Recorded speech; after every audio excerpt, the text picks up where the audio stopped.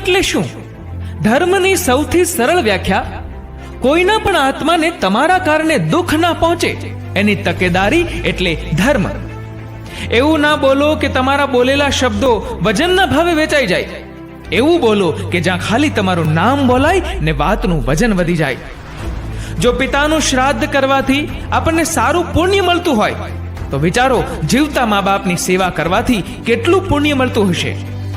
નમે એના જ છાંયડા હોય સાહેબ, જોયો છે વિસામો કદી આસો પાલવની નીચે?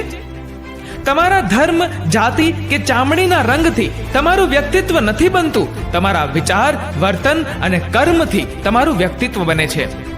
ખાવામાં કોઈ ઝેર ભેળવી દે તો એનો ઈલાજ છે સાહેબ, પણ કાનમાં ઝેર ફૂંકી જાય એનો કોઈ ઈલાજ નથી.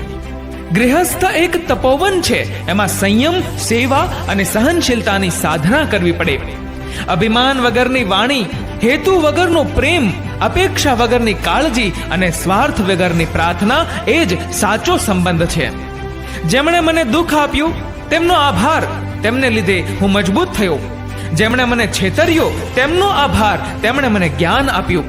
જેમણે મારી નિંદા કરી તેમનો આભાર, તેમને લીધે મારું વ્યક્તિત્વ ખીલ્યું. જેમણે મને ઠોકર મારી તેમનો આભાર, તેમને લીધે મારામાં હિંમત આવી.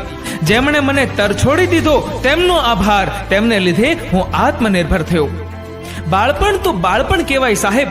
પહેલા ક્રિકેટ માટેનો બોલ લેવા માટે 11 મિત્રો પૈસા ભેગા કરતા હતા. અત્યારે એ બોલ એક જ મિત્ર લાવી શકે એમ છે, પણ 11 મિત્રો ભેગા કરી શકતો નથી.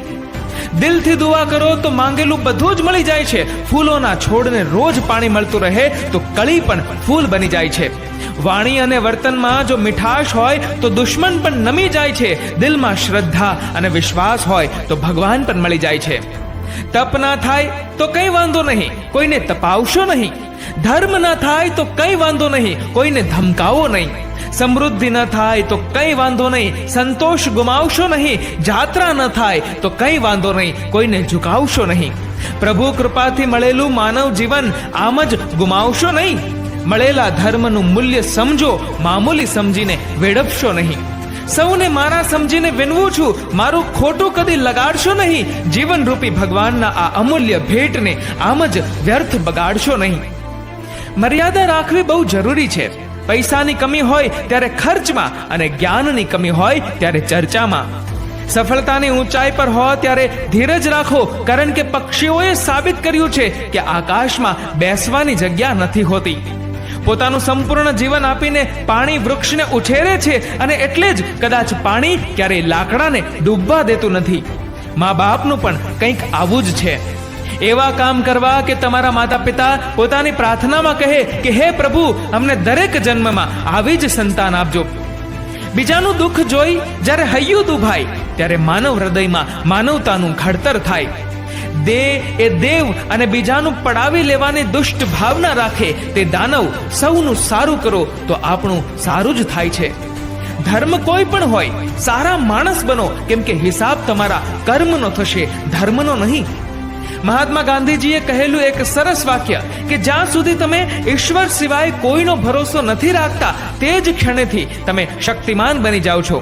તમારી બધી જ નિરાશા ગાયબ થઈ જાય છે. મિત્રો, જો તમને આ વિડીયો ગમ્યો હોય તો લાઈક અને શેર કરજો.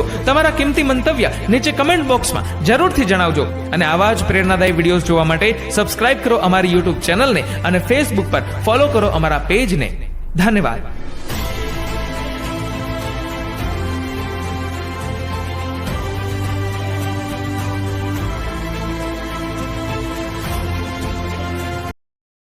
share chat